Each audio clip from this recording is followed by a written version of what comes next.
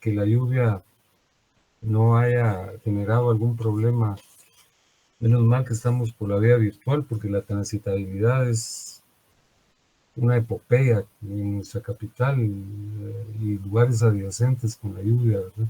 Qué terrible. Bien, vamos a hacer una reminiscencia para ubicarnos en el tópico que vamos a abordar esta noche, que es sumamente breve. Es la justificación del derecho de propiedad y los modos de adquirir el dominio, que es una formulación breve y sencilla. Debemos recordar que en su oportunidad hablamos del patrimonio y que en el patrimonio se advierte la presencia de derechos personales y derechos reales. Y dijimos que el tópico central de nuestro curso, o de la primera parte de nuestro curso, es el relativo a los derechos reales. Dijimos que para definir el derecho real se han formulado básicamente dos posiciones. La clásica o romanista, ¿verdad?, que fue emitida durante el imperio, la etapa del imperio romano, ¿verdad?, fuera de la monarquía y de la república. Los juristas de aquella época ya habían señalado que el derecho real es un poder inmediato y directo que una persona ejerce sobre un bien, ¿verdad?, como un propietario de un inmueble sobre la casa propiamente dicha, ¿verdad?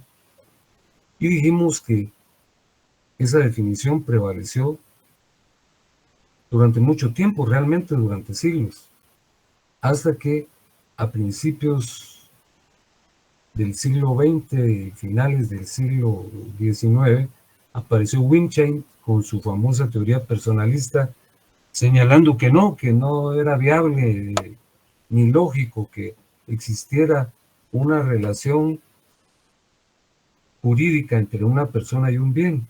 Esas relaciones podían ser económicas o mercantiles, pero no jurídicas, porque las relaciones jurídicas se concretan y se producen entre seres humanos. Entonces él definió el derecho real como una conducta de abstención de la comunidad hacia el titular, una actitud de respeto que conlleva no perturbar al titular en el ejercicio de su derecho. De tal cuenta que lo que existe en la actualidad es una tesis ecléctica que señala que el derecho real, en efecto, es un poder inmediato y directo, pero que produce la abstención respetuosa de la colectividad. Es decir, las dos posiciones, la romanista y la personalista, se unieron. Luego hablamos de la clasificación de los derechos reales. Y dijimos que hay muchas clasificaciones que se han formulado en torno a ese tópico, ¿verdad? Pero que la que a nosotros nos interesa es la que está contenida en nuestro código, que los divide en tres grupos. Los derechos reales plenos, que son los que confieren el goce y la disposición, en donde se ubica la propiedad únicamente, que es el derecho real por excelencia, ¿verdad? El propietario puede gozar de un bien y puede disponer del mismo, ¿verdad? Luego tenemos los derechos reales de mero goce, como lo expusimos en su oportunidad, y señalamos que dentro de los derechos reales de mero goce figuran el usufructo, el uso, la habitación y la servidumbre. Enfatizamos que acá, en este grupo de derechos, no se transfiere la propiedad, sino solo el goce, como en el usufructo, ¿verdad? Y finalmente hablamos de los derechos reales de garantía, en donde se sitúa la hipoteca y la garantía mobiliaria, que hasta hace muy poco tiempo se llamaba prenda, ¿verdad? Ahora se llama garantía mobiliaria y ha sido materia de una nueva legislación, ¿verdad? Es más amplia. De tal cuenta que en el contexto jurídico guatemalteco, dentro del Código Civil, el Decreto de Ley 106, hay 7 derechos reales: la propiedad, el uso, el usufructo, la habitación, la servidumbre la hipoteca y la garantía mobiliaria. Y los contabilizo porque en su oportunidad les señalé que hay un debate ahí que ya no tiene razón de ser, ¿verdad? Es la tesis numerus clausus y la tesis numerus apertus. La tesis numerus apertus dice que no se pueden contar los derechos reales, ¿verdad? Existen tantos como puedan ser creados por los ciudadanos. Y sobre esa base, los derechos reales serían incontables, ¿verdad? Innumerables. Pero la tesis valedera y aceptada por nuestro código, la de numerus clausus, les di a conocer esos nombres, ustedes los anotaron, según la cual solo existen los derechos reales, están contenidos y dispuestos en la legislación. O sea, 7 figuras de derechos reales, ¿verdad? Les señalé y lo traigo a cuenta de nuevo que hay un debate sobre el tópico. Algunos arguyen que no, que hay derechos reales que no están contenidos en el código, ¿verdad? Que surgen de las voliciones de los ciudadanos. Y la tesis, que es la valedera y aceptable, que es la que les acabo de referir, e insisto en ella. Luego se habló de las características del derecho real, que es un poder inmediato y directo, y que tiene una característica muy peculiar, que son los derechos de preferencia y persecución. Explicamos lo que era el derecho de preferencia de manera muy general, porque en su oportunidad lo vamos a explicar más detalladamente. Hablamos de unos hermanos que reciben una herencia, un terreno, y que les compete a cada uno de ellos la propiedad sobre 1/3 del terreno, y que uno de los hermanos quiere vender, pero primero tiene que hacerles la oferta de venta a los otros copropietarios antes de poder venderlo a un elemento ajeno. Si los copropietarios pagan lo que él pretende, ellos tienen preferencia de adquisición. Hasta ahí nos quedamos, pero el licenciado Eduardo Santiago les habló en la última oportunidad de la referencia histórica del dominio, de la historia del dominio. Por supuesto, el tópico alusivo a la historia de la propiedad es vasto, extenso, ¿verdad? Pero nosotros él presentó una secuencia breve, ¿verdad? Para advertir cómo se ha ido modificando la propiedad, cómo ha ido mutando la propiedad. Se habló de 2 periodos, del periodo prehistórico y del periodo histórico. La diferencia entre la prehistoria y la historia radica en que la primera etapa, la prehistoria, no se había inventado la escritura, ¿verdad? Entonces no hay registros, no hay crónicas de lo que ocurría en esa época, porque el ser humano era todavía en extremo elemental. Entonces lo que existen son vestigios, huellas articuladas a través de monumentos o restos de monumentos que dan cuenta de cómo pudo haberse vivido en esa época, como las cuevas de Altamira, en donde se hizo una pintura sobre la fauna de esa época. Y la historia propiamente dicha arranca desde el momento en que hubo la invención de la escritura, ¿verdad? Se dice que en la prehistoria, pero esa es una presunción, ¿verdad? Es más que una hipótesis, porque hay algunos elementos que apuntan hacia eso.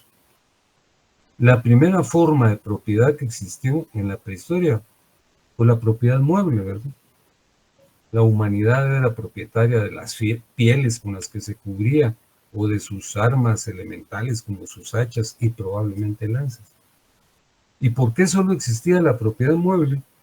Porque la humanidad era errabunda, era errante, ¿verdad? Andaba detrás de las grandes manadas, ¿verdad? De los mamíferos originarios, ¿verdad? Para cazarlos entre todos, porque una sola persona o 2 personas hubieran sido presa de esos grandes mamíferos, los gliptodontes, los mamutes, los dinoterios, ¿verdad?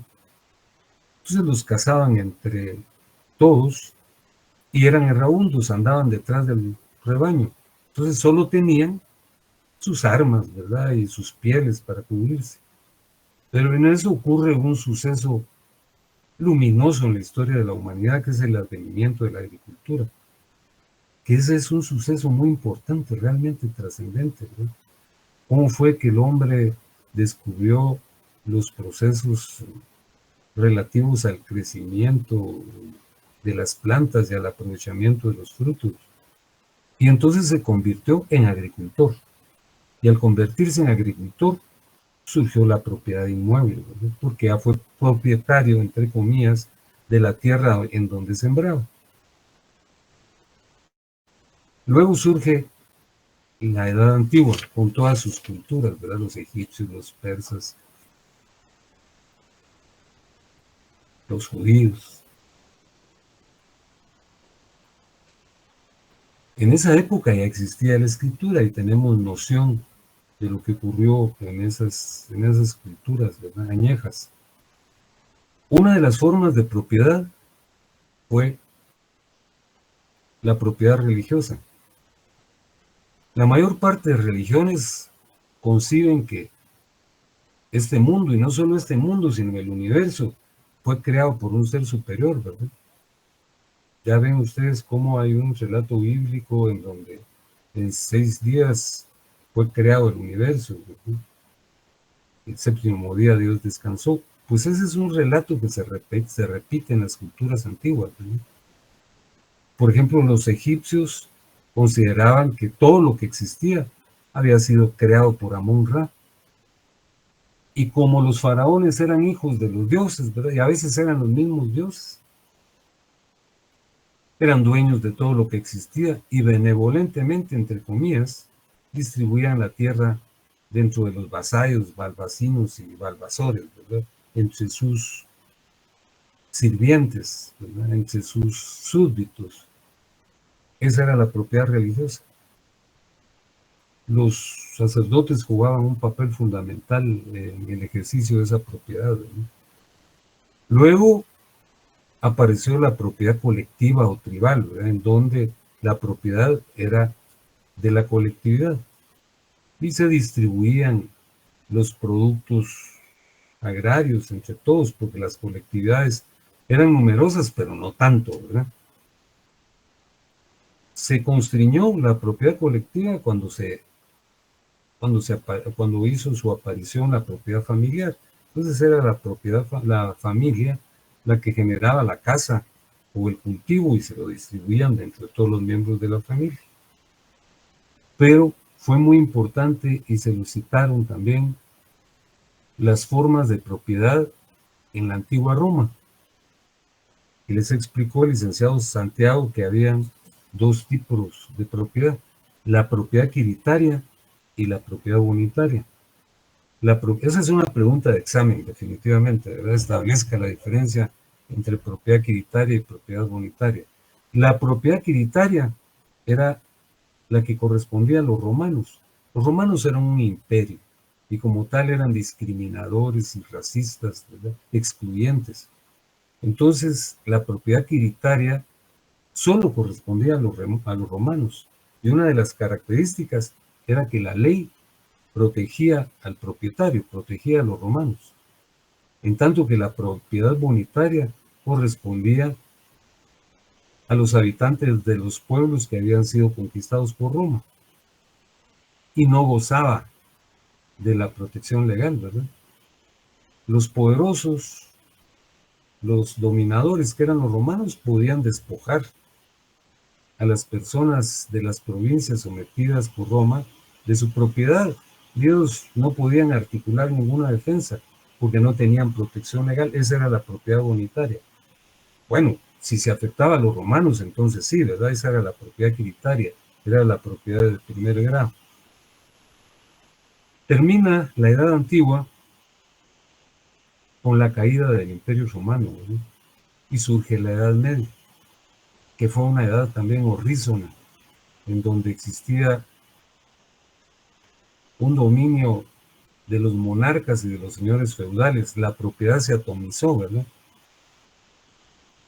Y existían señores muy poderosos que eran los feudales.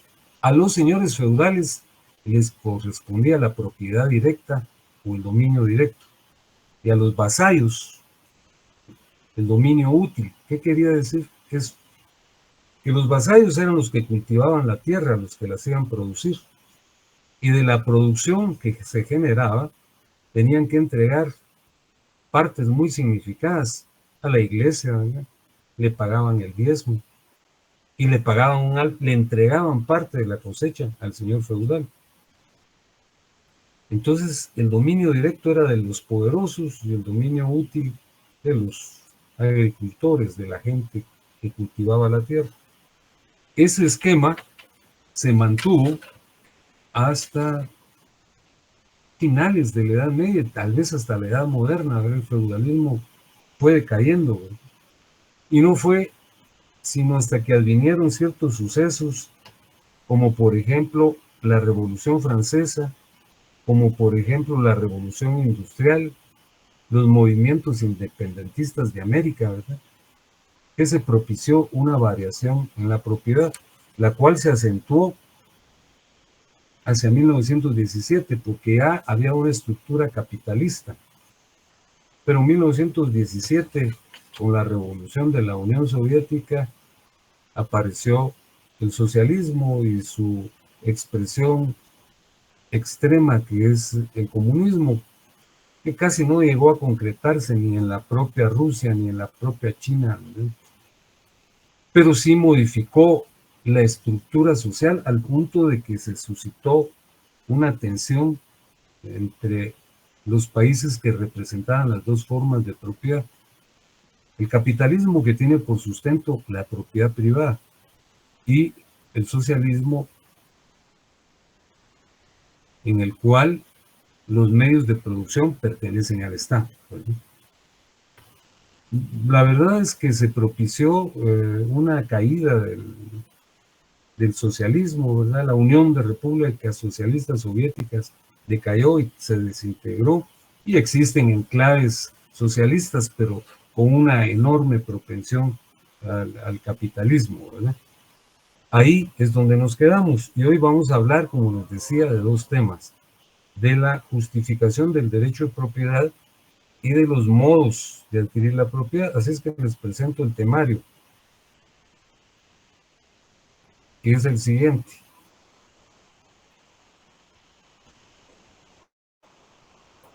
Ya lo tienen en la pantalla, ¿verdad? Sí, gracias. Sí, licenciado. Bueno, primero vamos a hablar de la justificación del derecho de propiedad, pero les quiero clarificar algo. Fíjense que este tema realmente no es meramente jurídico, ¿verdad? Porque como van a ver ustedes, se sitúa más en la filosofía del derecho, porque lo que pretende explicar es por qué existe el derecho de propiedad y justificarlo, ¿verdad? Fíjense que esa inquietud surge en muchos autores, como el que yo les señalo aquí, Hedemann, que decía: si nosotros realizamos un examen del entorno, pues vamos a encontrar que todo lo que existe tiene propietario. Las cosas que no son de nadie pertenecen al Estado, de tal cuenta que la propiedad es una figura que sustenta la vida de los seres humanos. Por supuesto, así tiene que ser, así lo aceptamos, ¿verdad? Porque nacimos dentro de un contexto social en que la propiedad es muy importante, ¿verdad? Y una de las pretensiones que todos tenemos es ser propietarios, ¿verdad? Tener nuestra casa, tener nuestro carro, tener satisfactores que nos permitan una vida más tranquila, ¿verdad? Pero ¿cómo se justifica el derecho de propiedad? Fíjense que existen dos grupos de teorías: las llamadas teorías tradicionales y las llamadas teorías modernas.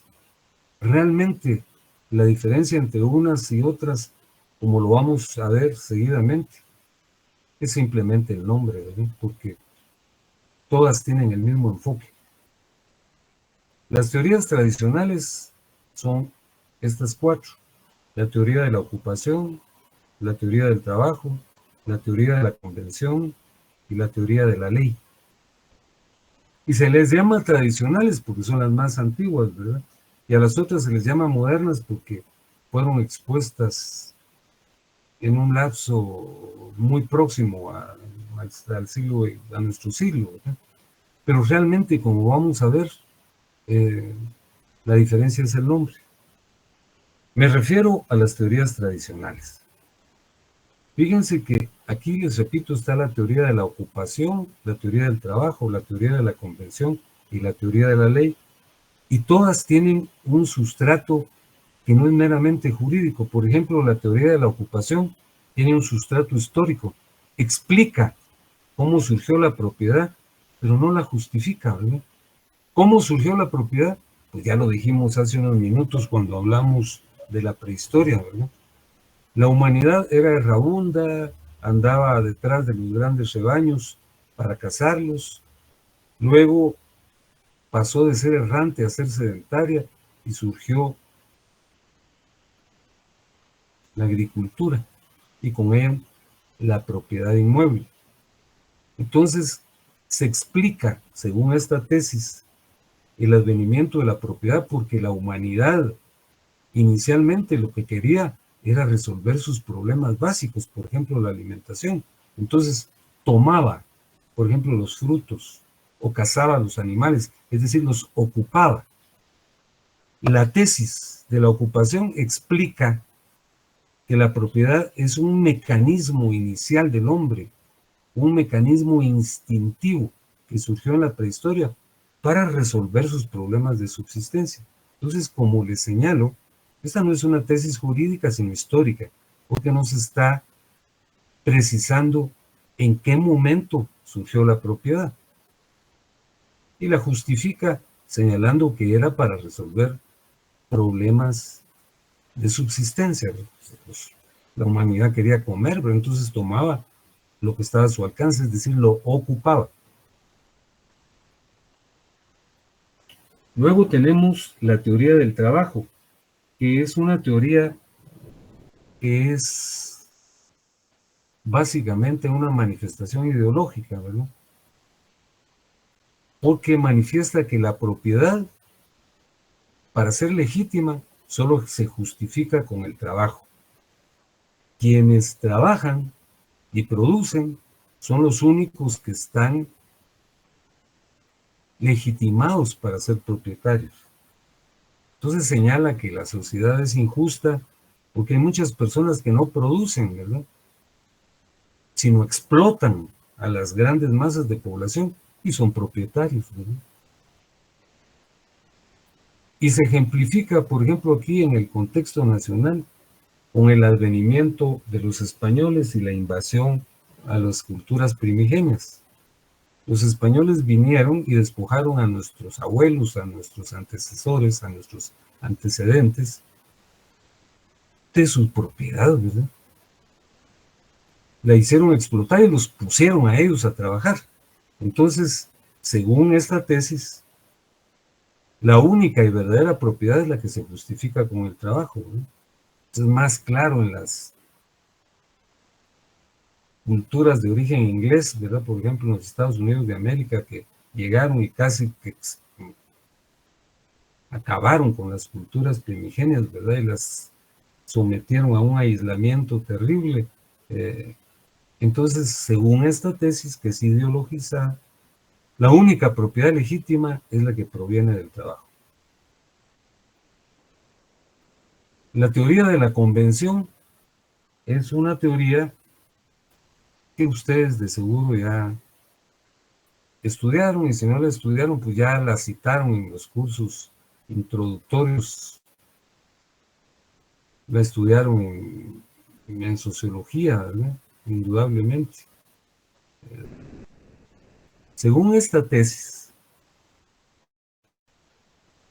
que fue expuesta por don Juan Jacobo Rousseau, Jean-Jacques Rousseau, en un libro que se llama El contrato social, según esta teoría, la colectividad humana inicialmente era una colectividad desordenada y anárquica, ¿verdad?, porque prevalecía la ley del más fuerte. Al salir de la edad de piedra y llegar a la edad de los metales, lo primero que hizo el hombre fue construir armas, ¿verdad? ¿Para qué?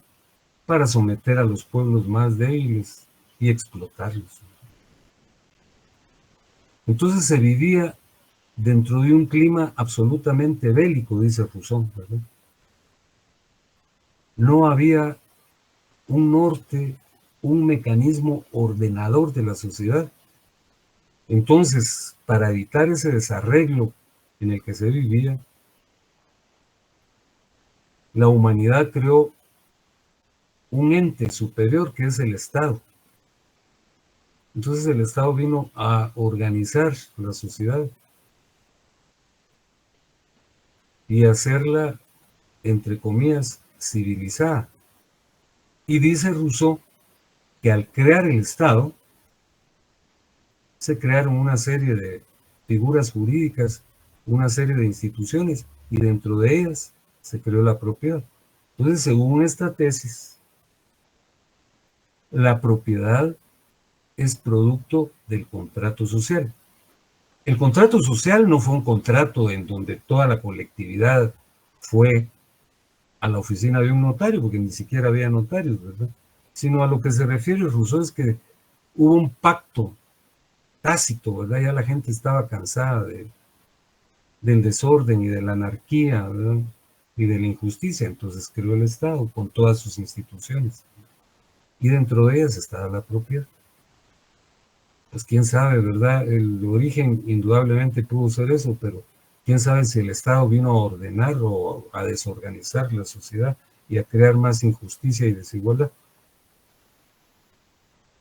Y finalmente está la teoría de la ley, que fíjense que esta tesis es una tesis pragmática, porque no hace tantas lucubraciones ni reflexiones como la tesis de la ocupación, la tesis del trabajo y la tesis de la convención, sino sencillamente dice lo siguiente, lo dijo Mirabeau, que fue un enciclopedista francés, ¿verdad? Después de la Revolución Francesa, dijo, miren, la verdad es que la respuesta a por qué existe la propiedad es porque está legislado. La propiedad la creó la ley, la creó el Código Civil. Entonces, si no estuviera incluida en la ley, no existiera. Entonces, esta tesis, pese a que es de las llamadas tradicionales, es la más aceptada porque es la que tiene más lógica. Entonces, adviertan ustedes la diferencia. La tesis de la ocupación es un enfoque histórico que explica que la propiedad apareció para resolver los problemas de subsistencia del género humano, que para subsistir, para alimentarse, tomó los frutos de las plantas, cazó a los animales que podían cazar, los ocupó. La tesis del trabajo tiene un sustrato ideológico porque, de conformidad con la misma, la única propiedad legítima es la surgida del trabajo. De tal cuenta que una estructura social donde hay oligarcas que tienen la propiedad, pero como producto de la explotación, según dicen los defensores de esta teoría, generó una propiedad espuria que no es la propiedad legítima, porque es una propiedad basada en la explotación.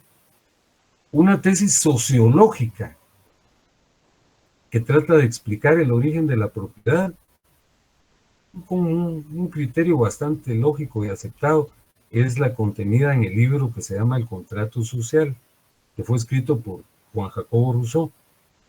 Y en esa obra se señala, como ya lo dije, que para generar un mecanismo de orden dentro de un contexto desorganizado, anárquico e injusto, se creó un ente superior que es el Estado,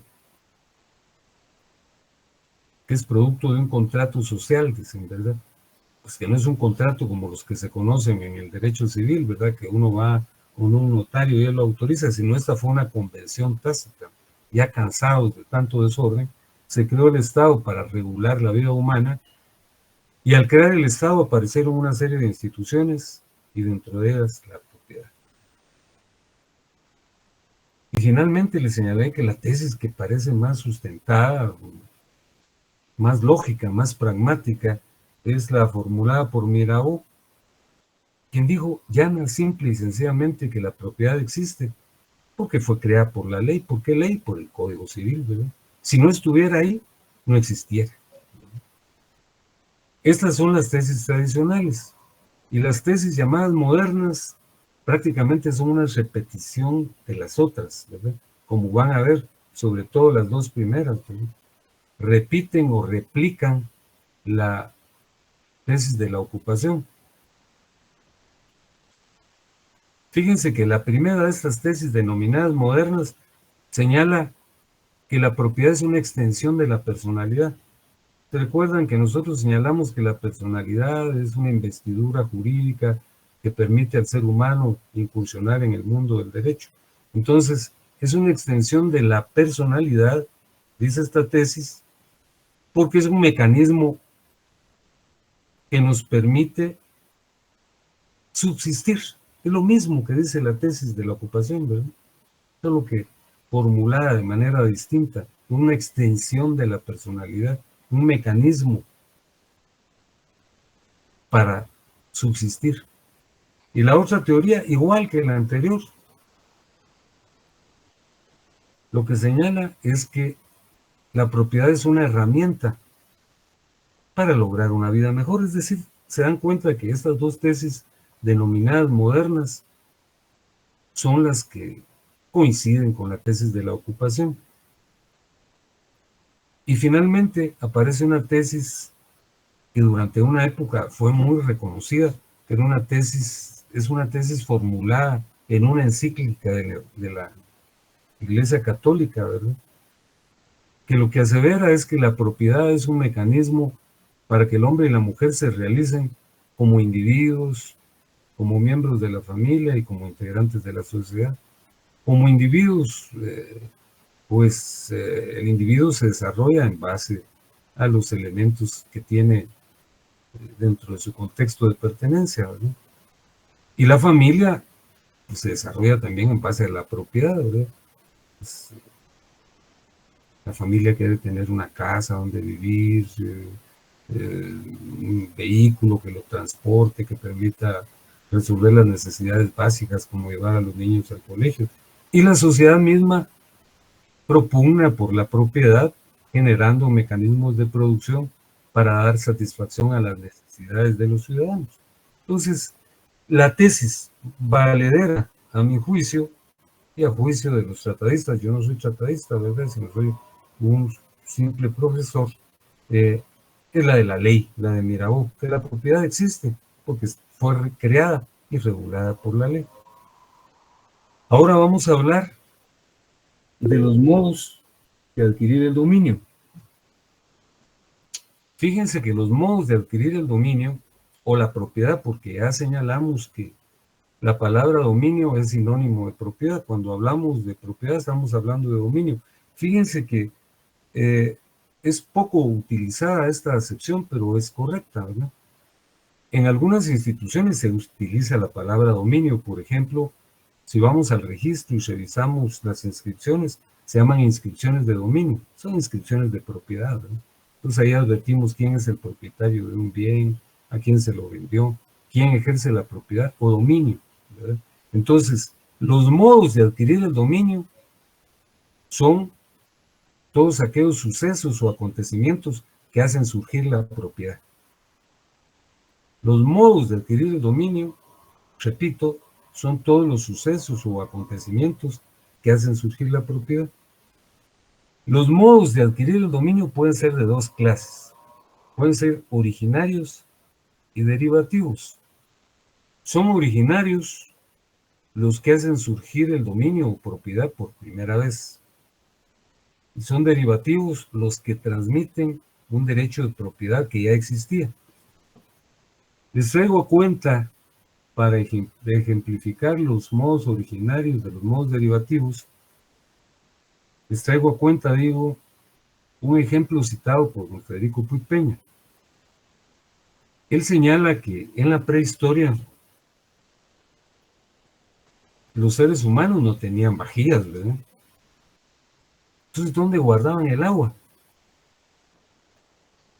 No la guardaban en ninguna parte, sino por eso vivían en las proximidades de los ríos, de los afluentes o de los lagos, iban y tomaban agua ahí como la bebía cualquier animal de la escala zoológica después del hombre y de la mujer, ¿verdad?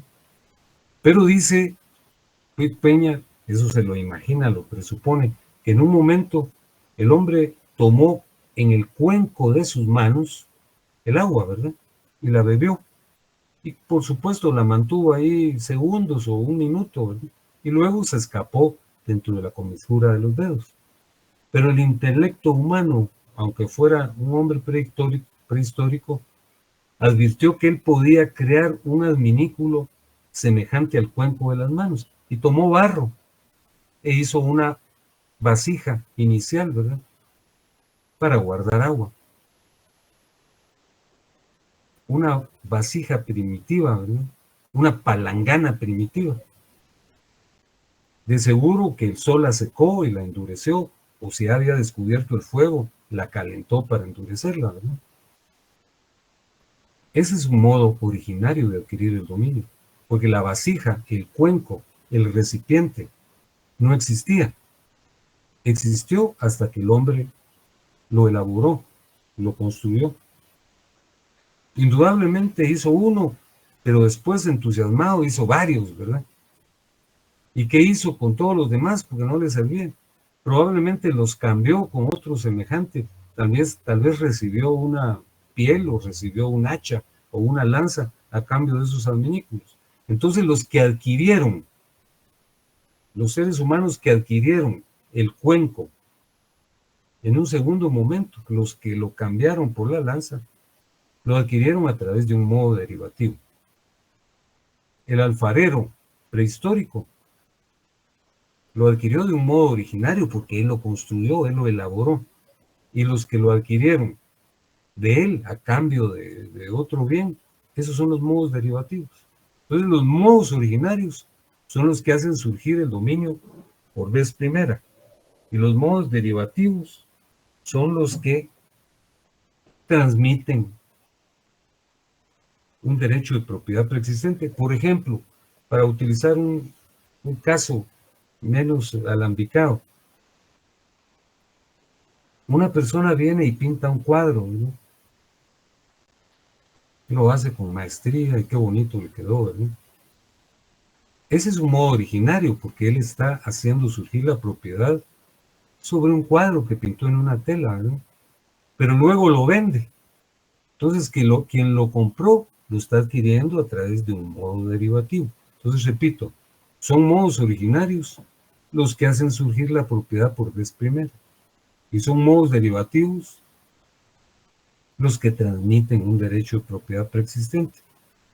Fíjense que prácticamente la temática está concluyendo aquí, porque aquí solo les hago una enumeración de los modos originarios y de los modos derivativos. Esto es lo que vamos a estudiar en las clases siguientes. Por ejemplo, el jueves vamos a tratar de la ocupación y Dios mediante el día martes venidero vamos a hablar de la acción o de la accesión o de la usucapión.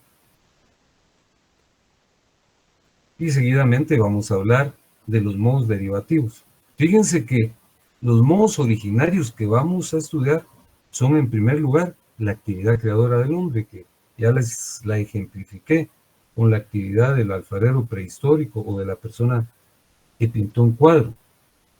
Y también es un modo originario la ocupación, es la forma de adquirir un bien mueble que no pertenece a nadie o que aparentemente no pertenece a nadie.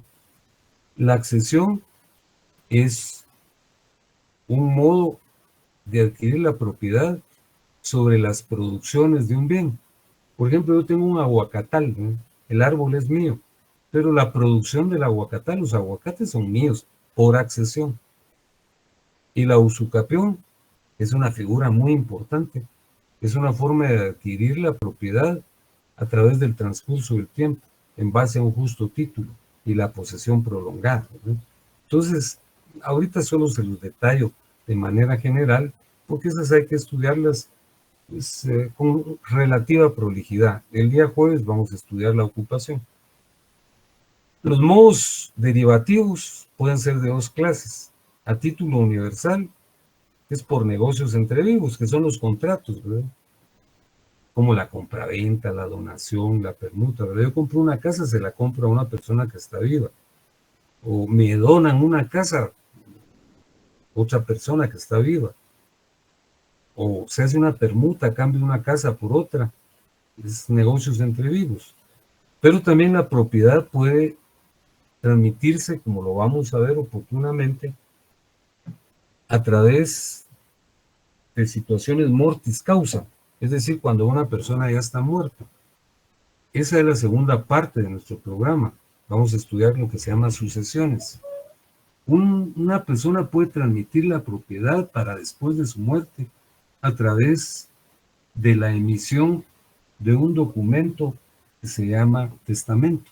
Entonces, en el testamento yo puedo decidir a quién va a pertenecer mi patrimonio o a quiénes va a pertenecer mi patrimonio. Y a título particular es cuando lo que se transmite es un solo bien, no todo el patrimonio. Con esto concluyo la exposición de esta noche, que como les repito, esta segunda parte, lo trascendente y significado es qué son los modos de adquirir la propiedad y la diferencia entre modos originarios y modos derivativos, que suelo incluir esa pregunta en el examen, no es nada complejo. Los modos originarios son los que hacen surgir el dominio por primera vez y los derivativos son aquellos que transmiten un derecho de propiedad ya existente. Como también les dije que es muy común que se pregunte qué diferencia hay entre propiedad quiritaria y propiedad bonitaria. Yo les deseo que pasen buena noche y que ya estén en su casa y que no tengan que salir bajo la lluvia. ¿Está lloviendo por ahí donde ustedes se encuentran? Muy poco. Sí, está lloviendo y sí, luz también. Está lloviendo, entonces, yo no les entendí mucho, pero... Sí, está lloviendo. Está lloviendo, bueno. Estamos sin luz también acá. Ay, por Dios santo. Sí. Mire que esos son los sacrificios, pero Dios nuestro Señor los va a premiar, mis queridos compañeros. Les deseo que descansen.